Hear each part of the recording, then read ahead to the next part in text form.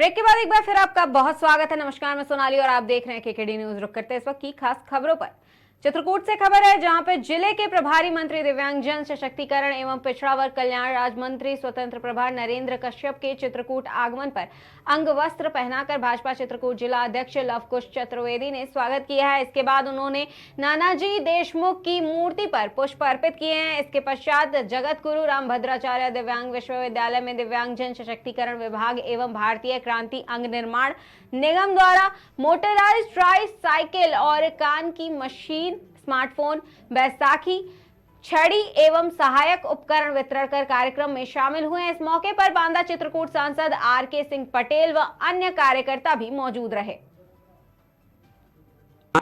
देश और प्रदेश की डबल इंजन की सरकार उत्तर प्रदेश के दिव्यांगजनों को सशक्त करने के लिए उन सब योजनाओं को लागू कर रही है जो दिव्यांगजनों के लिए आवश्यक है। आज चित्रकूट में एलिम्को के द्वारा लगभग 1 करोड़ की कीमत से दिव्यांगजनों को सहायक उपकरण वितरित करने के लिए हम सब लोग उत्तर प्रदेश जगत गुरु रामभद्राचार्य दिव्यांग विश्वविद्यालय में उपस्थित हुए हैं।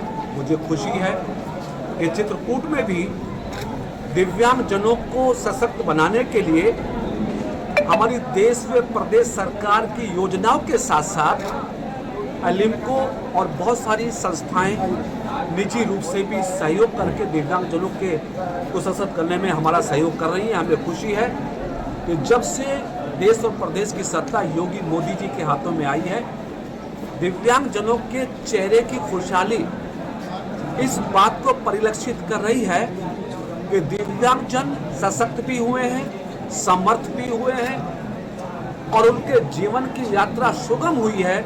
यानी हमारी सरकार का जो लक्ष्य था दिव्यांगजनों को सशक्त करने का, वो सफल हुआ है। मैं तमाम दिव्यांग उन भाई बहनों को, बच्चों को आज बधाई देता हूं जिन्हें आज उनकी ज़रूरत के उपकरण प्राप्त हो रहे हैं। वो सब बच्चे आगे बढ़ के राष्ट्र की मुख्यधारा में जुड़कर भारत को विकसित राष्ट्र बनाने में अपना सहयोग दे सकेंगे, ऐसी मेरी कामना है। से जीतेंगे। अब कांग्रेस और सपा गठबंधन हो गए तो इसको कैसे देखेंगे आप? सब भारतीय जनता पार्टी नहीं कह रही है अकेला, अब तो पूरे देश की जनता कह रही है कि अब की बार 400 के पार। और उत्तर प्रदेश में सामान्यतः आप इस बात का अनुमान सहज लगा सकते हैं कि 2014 में भारतीय जनता पार्टी ने 73 सीटें जीती थी और बाई इलेक्शन में रामपुर आजमगढ़ जीतकर इस बात का संकेत दे दिया था कि उत्तर प्रदेश में आगामी लोकसभा के चुनाव में भारतीय जनता पार्टी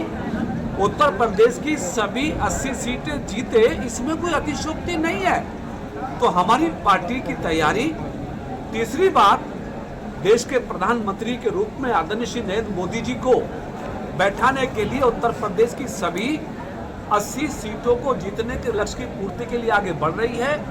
अब सपा कांग्रेस का गठबंधन हो या महागठबंधन, उत्तर प्रदेश में अब कोई महागठबंधन भारतीय जनता पार्टी और एनडीए की जीत के रास्ते में बाधा नहीं हो सकता, क्योंकि इस गठबंधन को हमने पहले भी देखा है। वैसे भी ये गठबंधन कागजों में है, धरातल पर खंड खंड हो गया है। देश चाहता है, प्रदेश चाहता है कि भारत राष्ट्र विकसित हो, देश चाहता है, तीसरी बात, प्रधानमंत्री केवल केवल केवल नरेंद्र मोदी। देश और प्रदेश की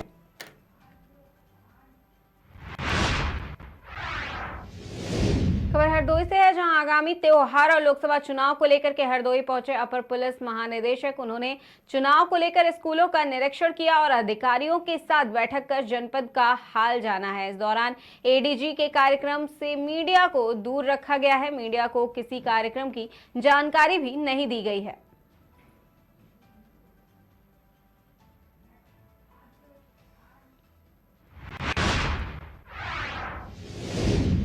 फर्रुखाबाद फैजाबाद बदायूं मार्ग पर थाना राजेपुर के अंतर्गत ITI के समीप हरिहर मड़ी के पास अनिश्चितकालीन विशाल किसान महापंचायत का शुभारंभ और हवन पूजन करने के बाद दर्जनों किसानों की उपस्थिति में धरना चला।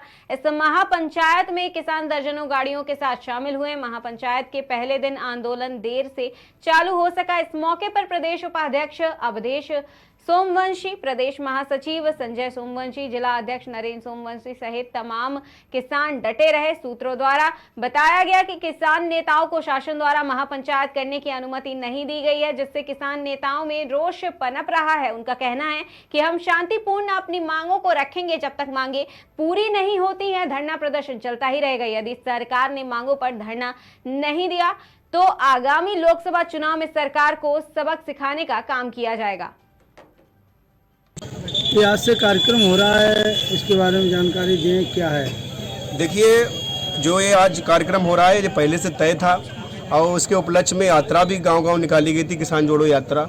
तो आज जो हमारी शुरुआत थी वो 26 तारीख से होनी थी, आज 26 तारीख है, आज शुरू हो गया है। हवन पूजन के साथ शुरू किया गया है। इसमें 2-3 आहतियाँ इसलिए दी गई हैं कि प्रशासन के कुछ लोग हैं जिनकी बुद्धि ठीक नहीं है, तो उनकी बुद्धि ठीक कर दी जाए। एक तो CO सिटी साहब हैं, तो उनसे भी निवेदन हवन के माध्यम से भगवान जी से किया गया है कि बुद्धि शुद्धि यज्ञ जो है अधिकारी जो जिनकी मानसिकता ठीक नहीं है उनकी बुद्धि सही हो जाए। दूसरी बात ये कही गई है कि माननीय योगी जी को ये बताया जाए, क्योंकि यहाँ के लोग तो बताएंगे नहीं, तो भगवान जी द्वारा सपने द्वारा किसी तरीके से पता लग जाए कि अन्नदाता यहाँ बैठा हुआ है।